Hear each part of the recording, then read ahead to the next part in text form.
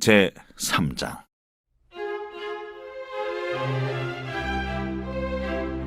사람이 만일 화목제의 제물을 예물로 드리되 소로 드리려면 수컷이나 암컷이나 흠없는 것으로 여호와 앞에 드릴지니 그 예물의 머리에 안수하고 회막문에서 잡을 것이요 아론의 자손 제사장들은 그 피를 제단 사방에 뿌릴 것이며 그는 또 그 화목제의 제물 중에서 여호와께 화제를 드릴지니 곧 내장에 덮인 기름과 내장에 붙은 모든 기름과 두 콩팥과 그 위에 기름 곧 허리 쪽에 있는 것과 간에 덮인 거풀을 콩팥과 함께 떼어낼 것이요 아론의 자손은 그것을 제단 위에 불 위에 있는 나무 위에 번제물 위에서 살을지니 이는 화제라 여호와께 향기로운 냄새니라. 만일 여호와께 예물로 드리는 화목제의 제물이 양이면 수컷이나 암컷이나 흠없는 것으로 드릴지며 만일 그의 예물로 드리는 것이 어린 양이면 그것을 여호와 앞으로 끌어다가 그 예물의 머리에 안수하고 회막 앞에서 잡을 것이요 아론의 자손은 그 피를 제단 사방에 뿌릴 것이며 그는 그 화목제의 제물 중에서 여호와께 화제를 드릴지니 그 기름 곧 미골에서 밴 기름진 꼬리와 내장에 덮인 기름과 내장에 붙은 모든 기름과 두 콩팥과 그 위에 기름 곧 허리 쪽에 있는 것과 간에 덮인 거풀을 콩팥과 함께 떼어낼 것이요 제사장은 그것을 제단 위에서 불사를 지니 이는 화제로 여호와께 드리는 음식이니라. 만일 그의 예물이 염소면 그것을 여호와 앞으로 끌어다가 그것의 머리에 안수하고 회막 앞에서 잡을 것이요 아론의 자손은 그 피를 제단 사방에 뿌릴 것이며 그는 그 중에서 예물을 가져다가 여호와께 화제를 드릴지니 곧 내장에 덮인 기름과 내장에 붙은 모든 기름과 두 콩팥과 그 위에 기름 곧 허리 쪽에 있는 것과 간에 덮인 거풀을 콩팥과 함께 떼어낼 것이요 제사장은 그것을 제단 위에서 불사를 지니 이는 화제로 드리는 음식이요 향기로운 냄새라. 모든 기름은 여호와의 것이니라. 너희는 기름과 피를 먹지 말라. 이는 너희의 모든 처소에서 너희 대대로 지킬 영원한 규례니라.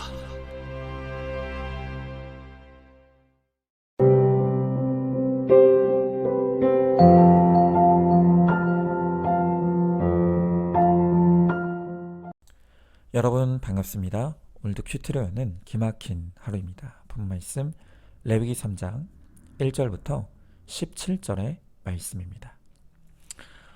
우리가 하루를 살아가면서 만나는 사람마다 나누는 인사가 있습니다. 그게 바로 안녕입니다. 우리는 아는 사람이건 모르는 사람이건 친하든 안 친하든 안녕하십니까? 라고 인사하죠. 왜 이렇게 인사합니까? 그것은 우리가 안녕하지 못하기 때문이죠. 특별히 우리 민족은 역사적으로 정말 안녕하지 못한 민족이었습니다. 하룻밤 자고 나면 세상이 바뀌어버리는 불안한 역사 속에 살아왔던 것이죠. 그래서 옛날에는 그냥 안녕하셨습니까가 아니라 밤새 안녕하셨습니까? 라고 인사했다고 합니다. 그런데요, 우리 한국인과 아주 비슷한 인사법을 가진 민족이 있습니다. 바로 그들이 이스라엘 민족입니다. 그들은 누구를 만나든지 샬롬, 평화가 있기를 이라고 인사합니다. 그런데 이 인사말의 의미는 그들이 평화롭지 못하다는 것을 전제하는 것입니다. 그들은 역사 속에서 하나님과 평화하지 못했습니다. 그리고 사람들과도 평화하지 못했습니다. 그래서 말로 다 할 수 없는 고난의 역사를 그들이 통과해 왔습니다. 여러분, 이렇게 우리 모두는 평화를 갈망합니다. 그리고 바로 이 평화를 갈망하는 대표적인 제사가 바로 오늘 본문에 기록된 화목제인 것입니다. 자, 그렇다면 우리가 어떻게 해야 하나님과 또 사람들과 평화할 수가 있겠습니까? 오늘 우리가 이 화목제의 특징을 살펴보면서 화목제 안에 담긴 평화의 비결을 함께 살펴보도록 하겠습니다. 자, 먼저 첫 번째로 여호와 앞으로 입니다. 오늘 본문의 3장 1절, 6절, 7절, 12절에서 여호와 앞으로 그리고 여호와 앞에 라는 말이 반복적으로 기록되어 있습니다. 그러니까 우리의 존재와 우리의 삶 전체가 바로 하나님 앞에 서 있다는 것입니다. 그래서 종교개혁자인 존 칼빈이 외쳤던 것도 바로 이 라틴어 코람 데오, 즉 하나님 앞에서였습니다. 특별히 이 하나님 앞에, 이 코람 데오의 정신이 가장 핵심인 것이 바로 헌금입니다. 우리가 드리는 헌금은 내 것을 선심 쓰듯이 기부하는 구제와는 차원이 다른 것입니다. 우리가 드리는 헌금 안에는 우리에게 주어진 모든 것이 하나님께로부터 온 하나님의 것이라는 신앙의 고백이 담겨 있는 것입니다. 그래서 헌금이라는 것은 다른 어떤 누구를 위한 것이 아니라 하나님 앞으로 나와서 하나님께 바쳐야 하는 것입니다.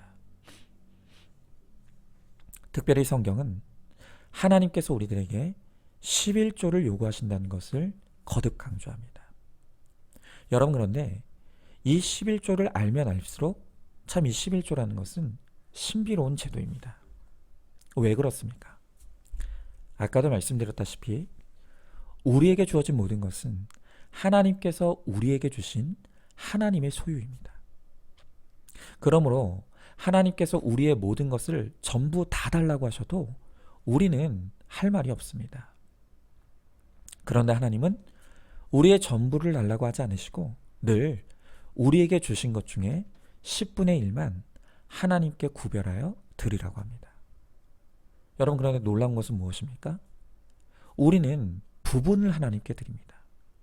그런데 하나님이 그것을 받으실 때는 우리의 전부를 받으신 것처럼 여겨주신다는 것입니다.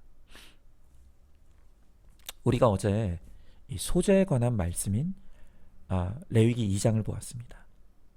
그런데 레위기 2장 9절의 말씀에 보면 그 소재물 중에서 기념할 것을 가져다가 라는 말씀이 나옵니다. 그런데 여기서 이 기념하다라는 말이 히브리어로 아즈카라입니다. 소재는 내가 걷어들인 곡식 전체 중에 그냥 한 움큼, 즉 한 주먹만 소재로 바치는 것입니다. 그런데 그 한 움큼의 곡식 안에 모든 것이 하나님의 것이라는 믿음을 다 기념, 즉 아지카라 하면 하나님은 그것을 내 전부를 받으신 것처럼 여겨주신다는 것입니다. 이게 바로 아지카라의 원리입니다. 그런데 나는 일부를 드렸지만 하나님은 나의 전부를 받으셨다는 이 아지카라의 원리가 가장 농축되어 있는 것이 바로 11조입니다. 우리는 나의 전체 소득의 한 움큼인 10분의 1만 기념, 즉 아즈카라하여 드리는데 하나님이 그 11조를 받으실 때는 내가 가진 모든 소득을 다 하나님께 드린 것으로 여겨주시고 받아주신다는 것입니다.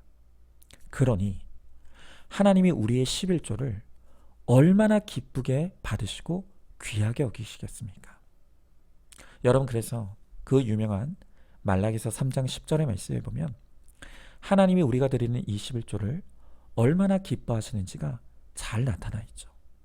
자, 말라기 3장 10절은 이렇게 말합니다.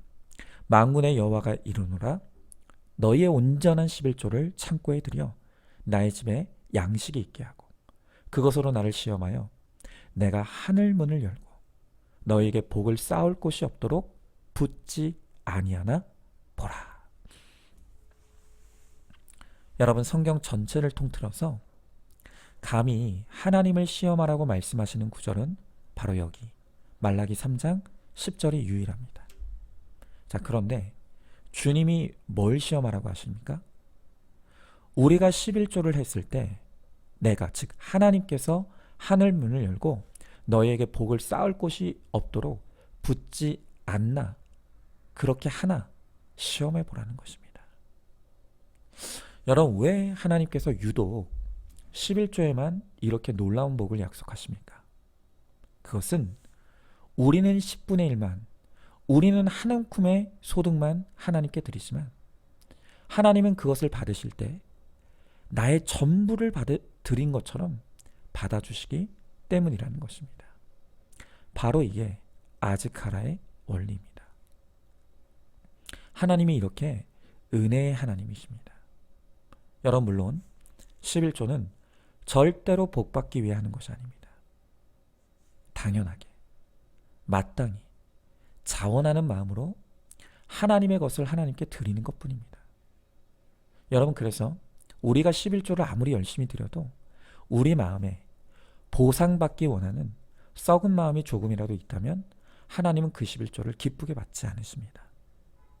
그러나 우리가 진정으로 기쁘게 자원하는 마음으로 이 모든 것이 하나님의 것임을 인정하며 11조를 드리면 하나님은 그것을 아즈카라의 원리로 나의 모든 것을 받으신 것처럼 기뻐하시고 심지어 은혜로 갚아 주신다는 것입니다. 여러분, 그런데 이것을 반대로 생각해 보십시오.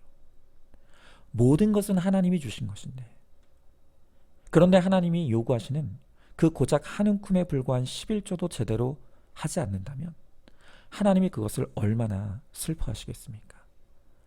여러분, 그래서 하나님은 우리가 11조를 지키지 않는 것을 하나님의 것을 도둑질했다 라고까지 말씀하시죠. 여러분, 제가 말라기서 3장 8절을 새번역 성경으로 읽어드리겠습니다. 너희는 나의 것을 훔치고서도 우리가 주님의 무엇을 훔쳤습니까? 라고 되묻는구나. 11조와 헌물이 바로 그것이 아니냐. 여러분, 그렇습니다. 하나님은 우리에게 아까운 것이 없습니다. 심지어 그 아들의 목숨까지도 아까워하지 아니하시고 우리에게 다 주셨습니다. 그런데 우리가 주님께 드리는 것을 아까워할 때 주님이 그것을 너무나 슬퍼하시는 것입니다.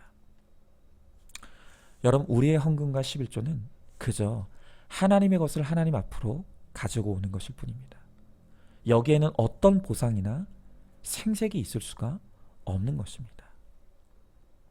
여러분, 그러나 우리가 하나님의 것을 기쁨과 감사함으로 그리고 마땅히 여기는 마음과 자원하는 심정으로 하나님 앞에 드릴 때 하나님은 그것을 통해 아즈카라로 받으셔서 기뻐하시고 감격하시며 더 큰 은혜를 베풀어 주실 것입니다. 자, 한번 질문해 봅니다. 여러분은 헌금할 때 어떤 마음으로 드립니까? 온전한 11조를 드리고 있습니까? 11조를 하면서 내가 이만큼 바쳤으니 하나님이 나에게 뭔가 더 좋은 것 주시겠지 하는 보상과 생색이 있지는 않습니까? 헌금과 11조는 하나님의 것이기에 기쁨과 감사와 자원하는 마음으로 드림으로 하나님께로부터 오는 아즈카라의 복을 누리시기 바랍니다. 자, 두 번째로 머리에 안수하라입니다. 자, 이 화목의 제사를 드릴 때는 반드시 제물의 머리에 손을 얹고 안수를 했습니다. 이것이 오늘 본문의 2절, 8절, 13절에 동일하게 강조되고 있습니다. 자, 여러분, 왜 화목의 제물을 바칠 때 그 제물의 머리 위에 안수를 합니까? 이것은 제물과 그 제물의 주인을 동일시하는 것입니다. 그래서 이 제물을 안수하여 바친다는 것은 곧 제물의 주인인 나도 하나님께 바친다는 의미가 그 안에 있는 것입니다. 여러분, 로마서 12장 1절의 말씀을 보면 그러므로 형제들아 내가 하나님의 모든 자비하심으로 너희를 권하노니 너희의 몸을 하나님이 기뻐하시는 거룩한 산제물로 드리라 라고 하십니다. 여러분, 그렇습니다. 구약은 짐승을 제물로 바쳤지만 이제 신약의 시대는 바로 우리의 자신, 즉 우리의 삶을 하나님께 제물로 바쳐야 한다는 것입니다. 아프리카 선교사인 이 데이비드 리빙스턴이 어렸을 때 일입니다. 교회 예배 시간에 선교 헌금을 하는 시간이 있었는데 갑자기 헌금 시간 중에 이 어린 리빙스턴이 앞으로 튀어나왔습니다. 깜짝 놀란 목사님이 왜 앞으로 나왔는지를 묻자 이 리빙스턴이 했던 말이 저는 저를 하나님께 바치겠습니다. 라고 말했다고 합니다.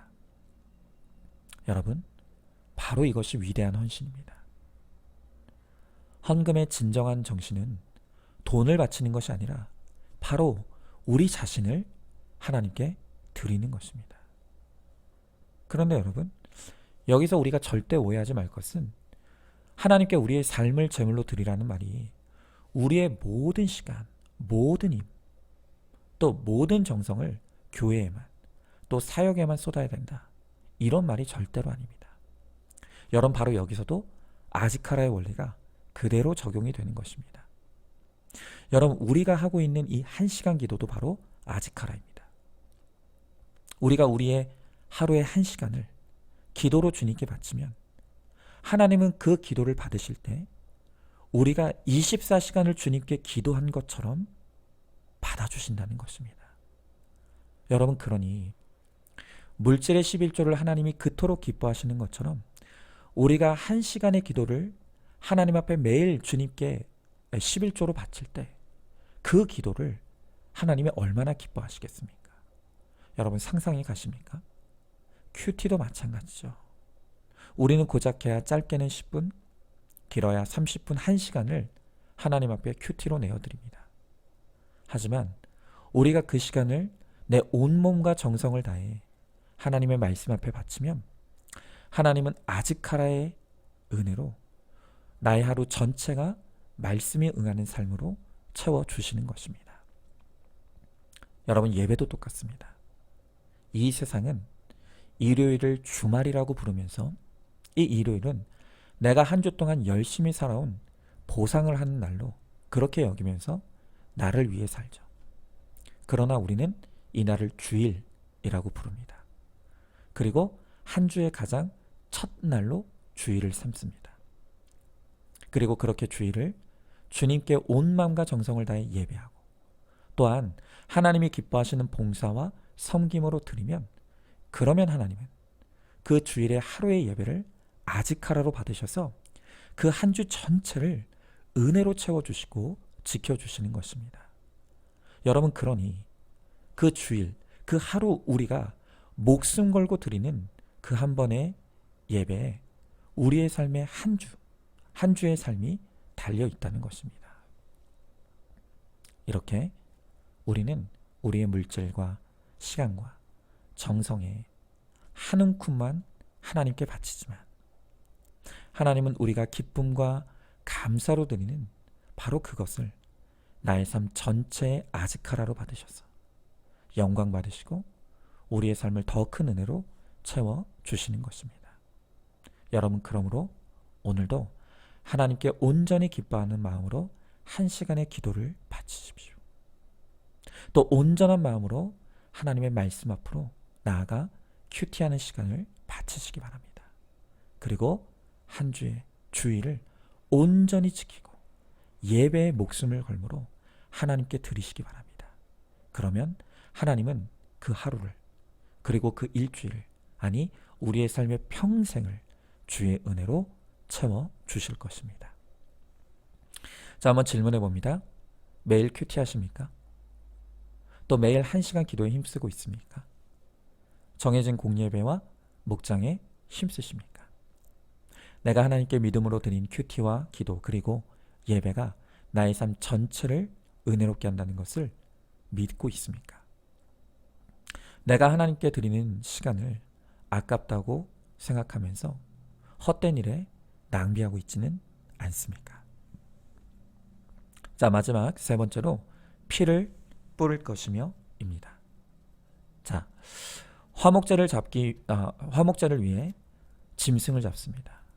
그리고 그 짐승의 피를 뿌리라고 말씀하십니다. 오늘 이 피 뿌림이 레위기 3장 2절, 8절, 13절에 계속 강조가 됩니다. 여러분, 이 화목제사는 하나님과 우리 사이 그리고 인간과 인간 사이를 평화하게 하는 제사입니다. 그런데 평화는 공짜로 얻어지는 게 결코 아닙니다. 하나님과 우리 사이를 평화하게 하시기 위해서 예수님이 십자가에서 자기 피를 뿌려 죽으심으로 하나님과 우리 사이가 평화하게 되었습니다. 여러분, 그렇다면 인간과 인간 사이의 평화가 임하기 위해서는 어떻게 해야 되겠습니까? 이 역시 누군가가 뿌리는 피의 희생과 죽음이 있어야만 평화가 임하게 되는 것입니다. 여러분, 지금 이 나라 대한민국에 교회가 세워지지 않은 곳이 없습니다. 복음이 선포되지 않는 곳이 없습니다. 여러분, 그러나 이 땅에 교회가 세워지고 복음이 임하기까지 얼마나 많은 순교자의 피가 뿌려졌는지 우리는 상상도 할 수 없습니다. 서울 마포의 양화진이라는 곳에는 이 생면부지의 조선 땅에 영혼들을 위해서 선교사로 헌신하고 죽음을 맞이한 이 외국인 선교사들의 묘지가 있습니다. 여러분, 그런데 정말 기가 막힌 것은요, 이 외국인 선교사 묘역의 한켠에는 선교사 부모님을 따라 한국 땅에 왔다가 이 한국 땅에서 죽음을 맞이한 선교사 자녀들의 무덤이 있는데요, 그 무덤이 무려 64개가 있다고 합니다. 심지어 어떤 묘지에는요, 출생 년원일과 사망 년월일이 같은, 그러니까 태어난 그날의 죽음을 맞이한 영아들의 묘지도 있다는 것입니다. 여러분은 이것이 이해가 가십니까? 아무런 이해관계도 없는 너무나 낯선 조선 땅의 구원을 위해 선교사들은 자신의 피뿐만이 아니라 자녀들의 피까지도 뿌려가며 그것을 값으로 치루어야 했던 것입니다. 여러분, 이 나라 대한민국의 구원은 그냥 이루어진 싸구려 구원이 아닙니다. 수많은 사람들이 자신의 피를 뿌리고 그것을 값으로 치르고 얻은 구원인 것입니다. 여러분, 저도 이 양화진에 3번 다녀왔는데요, 이 선교사님들의 무덤 앞에 설 때마다 제가 얼마나 작고 초라하게 느껴지는지 모릅니다. 하지만 저도 하나님께서 맡겨주신 이 주의 피값 주고 사신 교회를 위해 날마다 피를 뿌리는 죽음의 적용과 순종을 이루기 위해 몸부림을 멈추지 않기를 정말 간절히 원합니다. 자, 그렇다면 과연 저는 우리 교회를 위해 어떤 피뿌림의 적용과 순종을 이룰 수 있을까요? 제가 이것을 곰곰이 생각해 보면서 저의 피뿌림의 적용은 저에게 허락하신 큐티의 자리, 그리고 1시간 기도의 자리, 그리고 설교를 준비하는 자리를 목숨 걸고 지키는 것, 이것이 바로 저의 피를 뿌리는 적용이 아닌가라는 생각이 듭니다. 특히 여러 번 말씀드리지만 저에게는 매일 반복되는 새벽 큐티 설교와 또 수요 설교, 또 주일 설교를 준비하는 그 과정이 정말 어떨 때는 너무나 고통스러운 시간일 때가 있습니다. 그래서 인간적으로는 정말 이제는 도저히 못하겠다라는 생각이 불쑥불쑥 올라올 때도 있습니다. 하지만 구원이 피뿌림이 없이는 이루어지지 못하는 것이기에 저는 하나님께서 그날그날 주시는 은혜의 힘으로 오늘도 저의 피를 뿌리는 심정으로 저의 목양실에서 설교를 준비합니다. 그리고 제가 저의 피를 뿌리는 심정으로 준비한 그 한 편의 설교를 통해서 누군가 말씀이 들리고 살아나는 구원이 이루어지기를 간절히 소망할 뿐입니다. 여러분들도 마찬가지입니다. 내가 사랑하는 부모, 형제, 그리고 가족의 구원을 위해서 먼저 믿은 우리의 피를 뿌리는 희생과 죽어짐의 적용이 반드시 필요합니다. 내가 예수님의 피 뿌림으로 하나님과 화목하고 영생 얻은 것처럼 나에게 아픔과 상처를 준 부모의 구원을 위해 피를 뿌리는 용서를 이루고, 또 바람의 사건으로 나를 배신한 배우자의 구원을 위해 피 뿌림의 상처를 극복하고, 또 나를 힘들게 한 자녀에게 내가 문제 부모임을 인정하며 품고 인내하는 적용을 이루는 것이 바로 나의 피를 뿌리는 적용인 것입니다. 여러분, 직장도 마찬가지입니다. 나의 거룩과 또 직장 안의 그 한 사람의 구원을 위해 무능하고 불의한 윗질서에 순종하는 것, 또 너무나 무시되는 부하 직원을 사랑으로 품고 섬기는 것. 이게 바로 핏부림의 적용일 것입니다. 예수님께서 우리의 구원을 위해 피를 뿌리시고 죽음으로 평화를 이루셨듯이 우리도 구원을 위해 피를 뿌리는 희생과 죽어짐의 적용과 순종을 통해 내 부모, 내 형제, 내 가정, 내 직장의 구원을 이루는 저와 여러분, 우리 모두가 될 수 있기를 간절히 소망합니다. 자, 한번 질문해 봅니다. 나의 구원이 있기까지 예수님의 핏부림과 또 이름 모를 수많은 사람들의 핏부림이 있었다는 것을 깨닫고 있습니까? 구원을 위해 내가 핏부리는 적용과 순종을 이루어야 될 것이 구체적으로 무엇이라고 생각하십니까? 자, 오늘도 5월 3일 보석상자입니다. 자식을 부모 마음대로 못하는 것도 맞지만 율법적으로 믿는 사람과의 결혼만 부르짖는 것도 튕겨져 나갈 확률이 큽니다. 그래서 부모가 정말로 삶으로 보여줘야 합니다. 신결혼이 왜 좋은지 온몸으로 살아내야 합니다. 아멘. 우리 함께 기도하겠습니다. 주님, 오늘도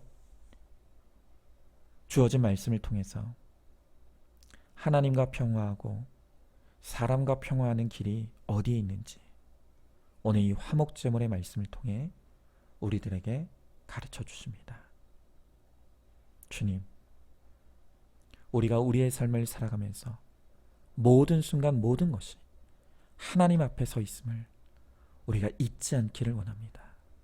특별히 우리의 모든 것이 주님께로부터 온 주님의 것임을 잊지 아니하고 하나님께 아낌없이 자원하여 우리의 물질과 우리의 시간과 우리의 정성을 주님 앞에 드림으로 나의 모든 것을 받아주시는 그 아스카라의 은혜의 주님으로 말미암아 우리의 삶이 하나님의 은혜로만 채워지는 귀하고 복된 삶이 될 수 있도록 주님 우리 가운데 함께하여 주시옵소서.